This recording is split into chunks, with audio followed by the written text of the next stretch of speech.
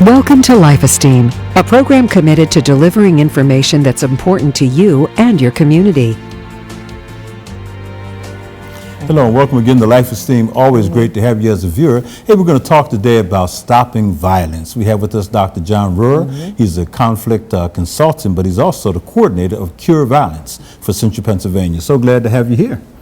Glad to be here. Yes, sir. Now, you have an interesting background. We're going to talk a little bit about that. But tell us about Cure Violence. You know, what is it all about?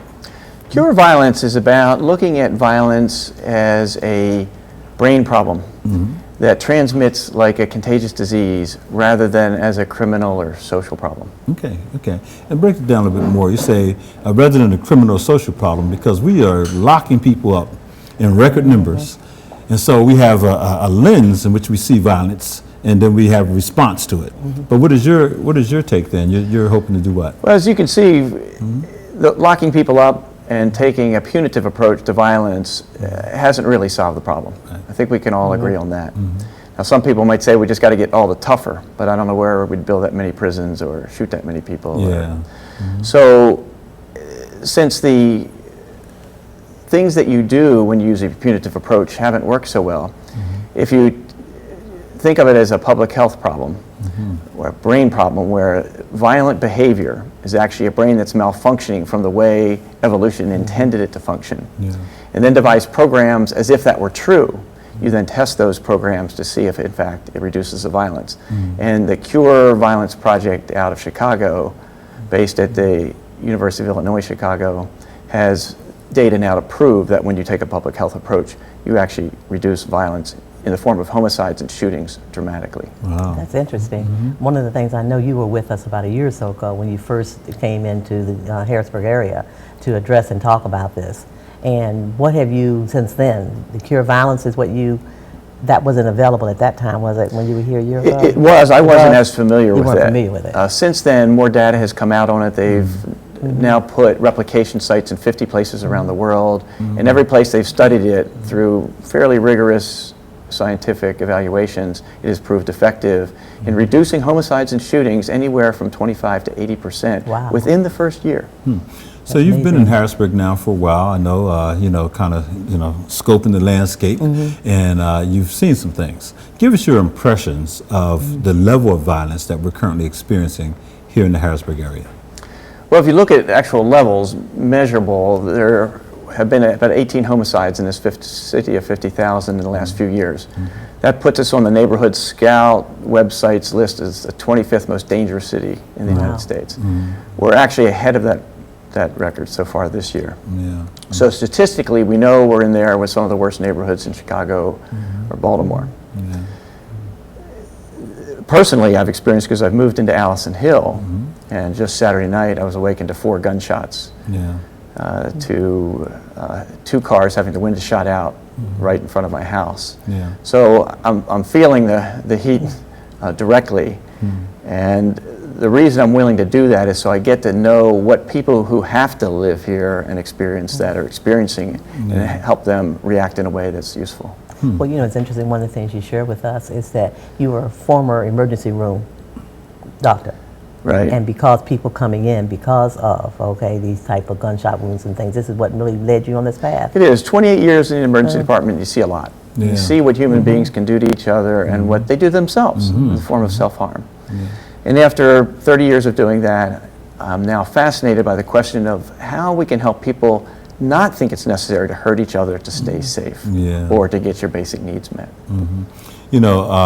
Part of it is we hear about the homicides. We hear about horrific things. I remember years ago, former Mayor Stephen Reed said that there's so much violence that takes place that never makes the newspaper, you never hear about. And so people think, well, this, that. But really, on a daily basis, there's such, a preponderance of shootings, of fights, break-ins, people being accosted on the streets that we really don't hear about. And I get the sense that, at least here in Central Pennsylvania and Harrisburg, it's a lot worse than I think people actually know. Until it happens to them, they think, well, it's not that, and then boom, it happens to them, and they see just how crazy it is. So tell us a little bit about this model, Cure Violence. What does it offer, and why are you trying to bring it to Harrisburg? Well, the beauty of this model is it's so thoroughly experienced, and evaluated Okay. and validated. So it was formed by an epidemiologist who learned his trade in Africa.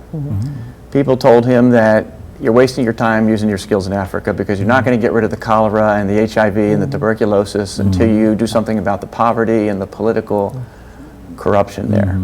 He said, I've got to try. And it turns out that cholera isn't caused by poverty or political corruption. Those things provide the fertile ground that cholera can spread in. But what spreads cholera is the Vibrio cholera germ. Okay.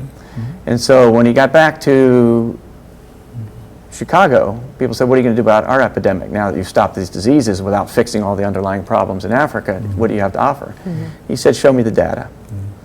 And that data maps of outbreaks of homicides and shootings throughout the city matched up nearly perfectly with his maps of cholera outbreaks in South Sudan. Wow. Wow. And he said, let's try the same thing. And the model then became, let's interrupt the transmission. Because while we actually have a germ for cholera, like we do for TB or HIV, a virus or a bacteria, with violence, there's not a specific germ that we know of, but we do know that the body's reaction is like a disease, and that exposure to violence turns out to be the single biggest factor in whether more violence will recur. So the idea was to build a way to interrupt the violence. And as that turns out, what you do is get people who are used to the neighborhoods, who have been through the violence, know how it works, knows the life on the streets, and actually train and hire those guys to live in their neighborhoods and interrupt violence before it happens. I think this could work here because just the experience I've had in the last few months. You know, for example, we're practicing with a super neighborhood watch peace team kind of idea that we can talk about more in a minute. But a group of us were out just talking, patrolling, you could say, the streets in Allison Hill. And two very angry guys started going at each other. One guy was obviously intoxicated, extremely violent. His cursing was threatening the other guy to the extreme.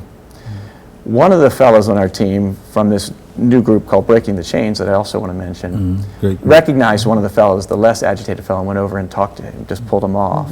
I went up to the guy that was intoxicated and was able to engage him in a way that surprised even me. So here's this violent guy that easily could have pulled out a gun, although I'm watching for that sort of thing. I wouldn't engage somebody actively with a gun. But I went up and I just said, man, it sounds awful, tell me about it. And he looked at me, startled to hear that. And I went to shake his hand. He not only grabbed my hand, he hugged me and said, man, I'm so sorry about all this. Just for about 10 seconds. And then he backed off and went back to being his crazy self. Now, I was wondering why I was comfortable doing that, because some of my colleagues that were with me said, John, that looked awful risky to me. Be careful. It was because in the emergency room, we routinely saw drugged, crazed people who threatened to cut our tongues out. That's like routine emergency work if you ask any emergency doctor. So not everybody can do that. But what it proves to me, that kind of patrolling, and there have been other incidents, is not only is it greatly needed, like you said, there's so much more violence than makes the news. But it's not as hard to interrupt as we might think. For example, when we visited the interrupters in Chicago, where they were actually doing this work, after reading about them, the reading is impressive. But to work with these guys for a couple hours and watch them do their thing in the streets was very impressive, how they can calm angry people and be there for them. The principle behind it is everybody, no matter how crazy in their thinking at the moment, is still a human being and still has something of humanity in them. And if you can touch that, you can break it up. And what we did the other night easily could have been a prevented homicide. So measuring that in the Project Secure Violence goes in 50 cities around the world, or 50 sites, has proven that, in fact, you can reduce violence enormously. Beautiful. That's very fascinating. And one of the things you said you wanted to bring up, the Breaking the Chains, and how they involve, what kinds of things are they doing? Well, Breaking the Chains is also a new organization in Harrisburg, founded by some fellas that have had pretty rough lives, that are determined that their communities don't need any more of that. And so they have educational programs and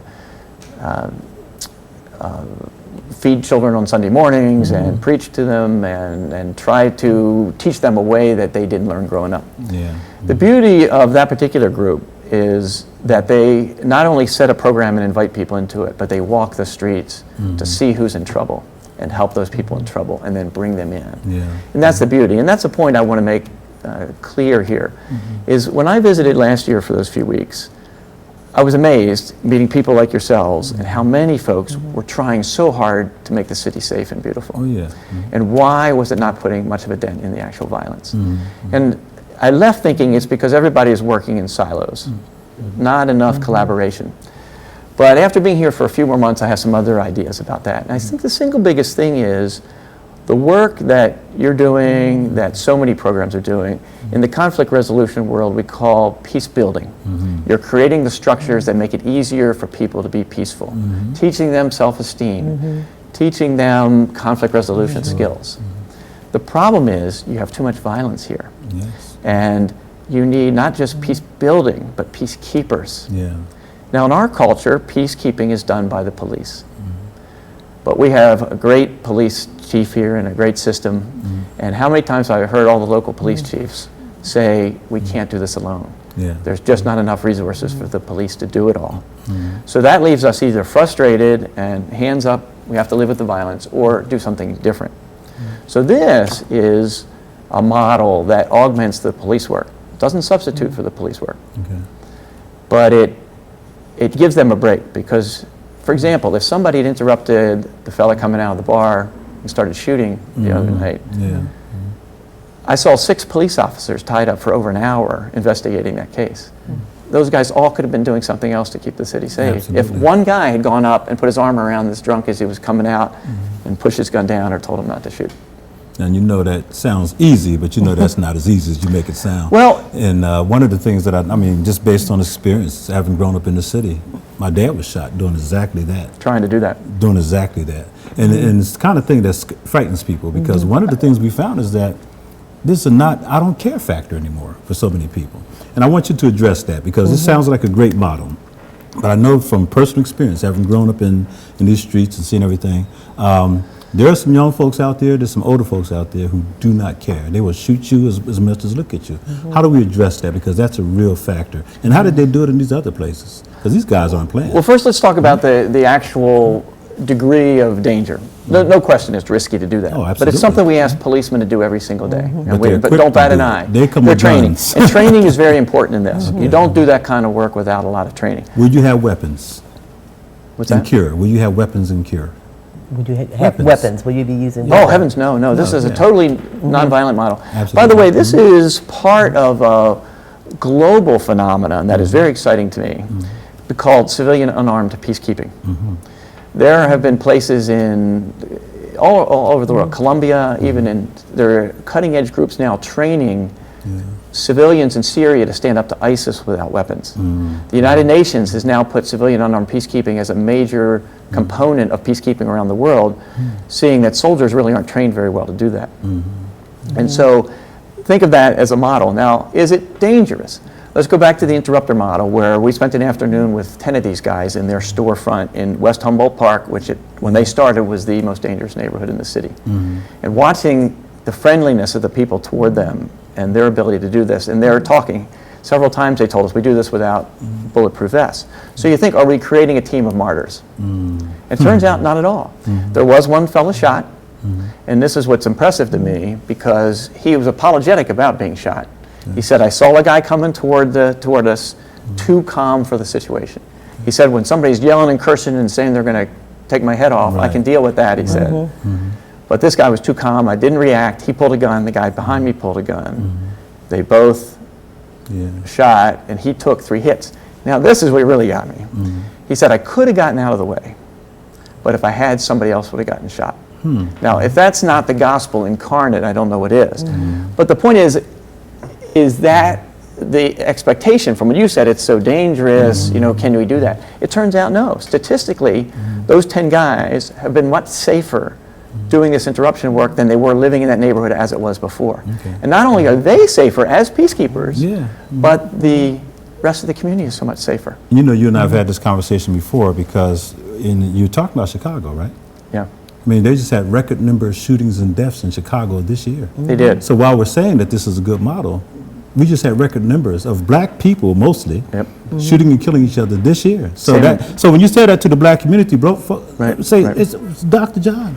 help us understand Okay. this, because this year alone, I mean, they had one day where 55 people were shot in Chicago. I mean, it made national news. So interrupting what? So we believe in the model, but we have to say, is it, how do we stop them before they get the guns? And that's where I want to go to as well, because I hear what you're saying, but I know with the places you're pointing out, right now we know that there's a mass migration happening in Europe. People being killed and being run out of place. We know what's happening in Africa. The violence has become really, really bad, Dr. John. So let's talk about how can this model really help in terms of starting at the lower end before they get the guns, because I think that's going to be Here's what you have to understand, and let's talk about Baltimore, because they also have had a record number, Record near number. record number, Yes, Philadelphia. since the Ferguson incidents and the Yes. Freddie Gray and all that. And you can understand the reason for that, because police are backing Even off. before those, Dr. John, Yeah. even before those. I was watching a program that said even before those big incidents, there was record number of shootings and stuff in Philadelphia, Baltimore, and even in that Ferguson place. That Ferguson was a very dangerous place, even before it made national news.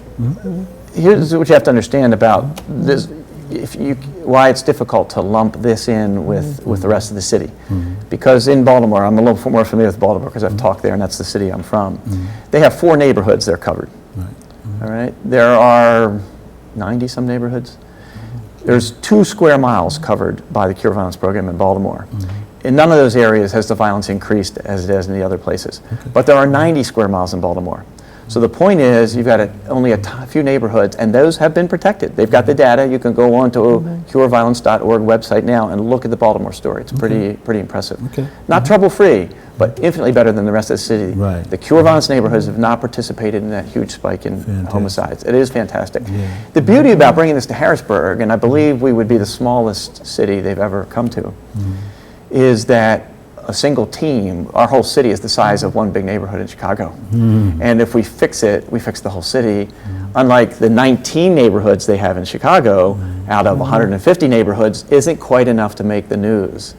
And because the media, of course, always plays on the blood, it's exaggerated to some extent. But And if they Denver, follow they the... said what happened was, and Pat and I were in Denver, they move out. Once the spotlight's put on them, that's what happened here in Harrisburg. Mayor Thompson took Curtin Street and a few other streets, and they had the police, Chief Cardinal. Well, guess what? Everything was great because they moved out. Yeah. They just went other places, and so that's the other piece. Well, there's good data on that too, and you can go on the Cure Violence website and see data maps about that. They take the hot areas where all the homicides were, reduce them dramatically by the stats I told you about, and then they watch the surrounding areas to see if it goes up, and all the areas around them are cooled. Okay. There's less violence. Okay. Beautiful. Well, one of the things that we had the opportunity to view some months back was this somewhat, I guess, documentary on throwaways. Oh, the throwaways. The throwaways. And that's something that they were attempting to look at as well. It's finding individuals in those communities that have relationships that they could build upon in regard to having those conversations and being able to see how they could be the peacekeepers and allow that to occur. Is it somewhat similar?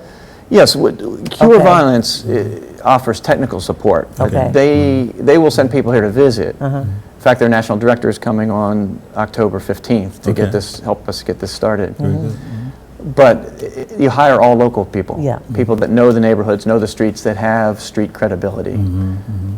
They're called credible messengers. Credible messages. At this point, and I know you're doing a lot of work on the streets, and really got to commend you for all you're doing. What would be the hot spots if we were to begin this project here, which we will? So where would you start? I mean, just the whole city, or do you have certain three hot spots. I've got a large map that the police department lent me that shows from 2 years ago, the hot spots, and they're clearly Allison Hill, South Side, and a small area of Uptown. Okay. And so far this year, most of the homicides have been in Allison Hill. Is that right? 3 since I've been here, Have you been able to gather some local individuals that are willing to work alongside this Cure Violence Project here? I have. Okay. That's the second thing I'm working on while waiting for this larger professional model to come in, is gathering people into groups that you might call super neighborhood watches. Because a neighborhood watch can be anything from somebody peeking out their window and calling the police if they see something they don't like, to the guardian angels of kind of tough guys in the street saying we're not going to have any violence here. And where that'll come out in the next few months, I'm not sure. It depends. I say breaking the chains to me is the cutting edge group of guys that are willing to do this kind of thing. Right. Yeah. Always with safety, with proper training and experience, and the idea being that people can take their neighborhoods back. One thing I like about Breaking the Change is they also partner with Drama TV, and they do a nice job of putting everything, kind of documenting and putting it up, and they get sort of that man on the street voice, and they talk about it. And then also Loop, that works with the young kids, Pastor Anthony Burnett. Yeah, Anthony Burnett, yes. So that's a good coalition right there. That's a good collaboration of people. And they've just come and started collaborating with the Fatherhood Academy and bringing some stuff in, through the United Way. We have what's called the Fatherhood Group. And so we're talking about keeping the jump. And so we're talking about how do we increase those numbers, get more people to come in. Both adults as well as kids, so it's good stuff.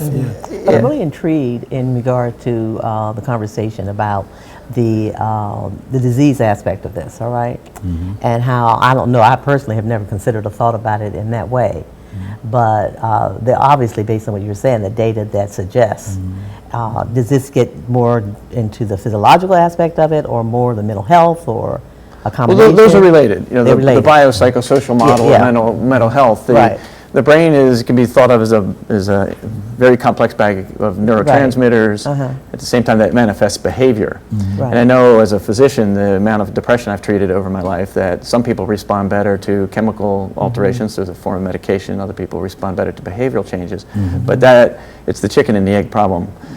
Clearly, changes in cognitive thinking will actually change the neurotransmitters in your brain, and changing neurotransmitters can change your thinking, although I think it's much more in keeping with our evolution and our capacity to change the way we think. And I think of drugs as a secondary thing, except for in more severe cases, So the nitty-gritty, when we bring Cure Violence into the city, what is it going to take for us to get involved, to make this work? I know you said there's a training component to it, right? So we're not just going to just go out into the streets and be trained. Okay, so let's talk about that, because there may be people who say, hey, I want to be a part of this. How can they help? Well, the way anybody can help right now is, this is a program that's going to require some funding. Okay. And so get in touch with me, and let me get the information to you. What we're looking for now is two groups of people. One who would be willing to join our task force of actively trying to recruit others to support the model. And then, at the very least, ask people to get in touch with us and just send us a letter of support that you and hopefully your organization wants to see this brought to the city. Because it won't be long. Once the national director is here and says it's a go, then we'll go right to funders. And if we can have 100 organizations in Harrisburg saying we think this is good for the city, that should not be no problem. And how do they contact you? You said, is there an email? I have an email and a telephone number. You want to share that with us? Okay, my phone number, you can get me directly, is 540-267-4317. And my email is J as in John, F as in Frank, REUWER @AOL.com. Fantastic. We'll get that again before we go off. I want to say this, Pat and I, we pastor Imani African Christian Church. We're located at 1508 Derry Street, in the beautiful church of the Derry Street United Methodist Church, along with another congregation. And we're located there in the lower level. So that's a wonderful area to be in. And we are going to commit our church to being a part of Cure. We'll give you letters of support. We're going to commit our congregation to step up and say that we really do want to cure violence. And we know what the issues are. You've already heard me voice my concerns, as I always will. But I know that it's needed. I know that it has to happen. So we'll just make it happen, however it does. So we're on board. I'll just say that. That's and great. I hope that other organizations out there will step up and do the same thing. Terrific. Other churches in particular will step up and say, we're lending our voice. If we can't cure violence, then what's the point, right? Well, that's the thing. All the wonderful programs. I know your program is going to start the Agape Satyagraha. That's that Christian and that Hindu word for powerful love and peacemaking. And you'll spend as much as 2 years with those folks, teaching them different ways of resolving conflicts. But with a single shooting, there are maybe 10 or 20 kids in that neighborhood now that have said, oh, this is my world. It's okay to shoot people. And so more damage can be done in a single shooting than good can be done in 6 months of working with the kids. And that's why the violence itself has to stop. We've got to go beyond peace building to peacekeeping. And I don't think it's as hard or as dangerous as people believe it is. It would also be safe to say that we have got to stop the whole notion of violence. We're not even going to get into spanking children and all that kind of good stuff, but sometimes we simply, in our homes, we're fostering the whole notion that violence is the way you answer problems and concerns. So then we bring that out to the streets. I remember one young man saying to myself and another pastor who was at one of the local schools, he said he hated his stepfather. The stepfather was beating on him. And he went to his father, and his father didn't do anything. So he went to school and started beating on the kids in school. He said, I can't beat my stepfather, but I can beat these guys up here. And so he was just violent because he was angry and because he was also experiencing violence. And it's like, wow. It's very interesting, this contagion of violence.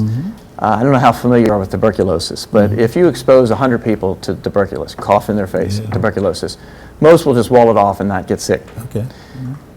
Maybe 10 people, 15 people will get sick. Most of those will get pulmonary coughing lung. Another person will get it in their bones. Another person will get scrofula, which is in the lymph nodes. So it's different. The disease manifests itself differently in different people, and violence is the same way. Combat soldiers, for example, don't have any higher homicide rate remarkably when they come home than other people. But look at their suicide rate. 22 veterans a day kill themselves in this country. So that exposure to violence manifests in other forms of violence. People who live with domestic violence, like you just said, will grow up and more likely to beat up or be a bully or beat something else. So violence is, what is it? It's simply hurting somebody else out of frustration or in a misguided attempt to get your own needs met. And that's what I like about nonviolent power. Because nonviolence is simply use of power. It's not just, I'm not going to do violence. It's like satyagraha, truth force, soul force. I have a right to be here. I have a right to be safe. You have a right to be safe. But in getting my needs met, I'm not going to hurt you to do it. And that's the difference between violence and nonviolence. And so, so we know that this is absolutely needed. We also know that we have to start way from ground zero. I mean, work with the families, work with, our churches, everybody. But I like the notion also of the collaborative impact we're trying to make. We can't just stay in our silos. We have to work together to make this happen. Give us your contact information one more time. I know we're getting ready to run out of time. So.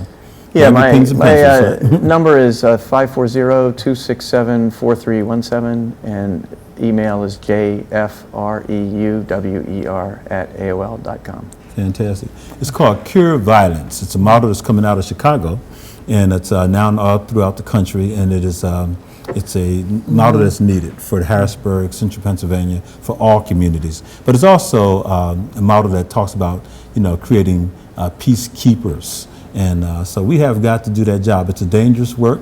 It's a needed work. I think the violence is more dangerous than the peacekeeping, right? So what do we want? Do we want the violence or the peacekeeping? So we might as well do the hard work of peacekeeping. If you have an organization or you know somebody that is really, looking for something to do in this area, have them call Dr. John. I think you have meetings at least once a month or something like that. No, more often, yeah.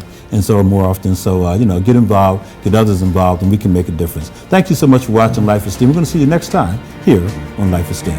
Goodbye.